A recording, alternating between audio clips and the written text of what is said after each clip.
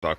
So, zeigen wir von neue Generation Scania, wie geht ausbauen die Türmverkleidung. Weil viele fragen das. Das geht ganz einfach. Dieses Teil, Anfang von oben, runterziehen und geht rum hier, so ein Plastikteil oder wer was hat, Ziehschrauber nach oben, einfach nach oben ziehen.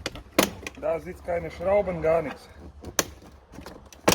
So, hier ist Stecker, raus. Hier, ne? Alles heil. Alles tipptopp.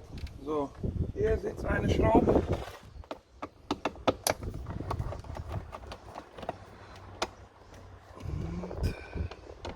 Und dann musst hier diese, das ist ein bisschen schwieriger, die Dings runternehmen. So, auch ganz einfach. Runterziehen. Hier vorne, zack, alles top.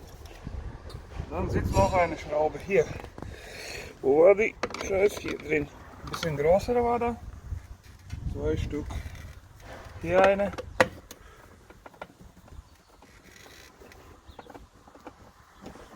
Da. Und hier drinnen.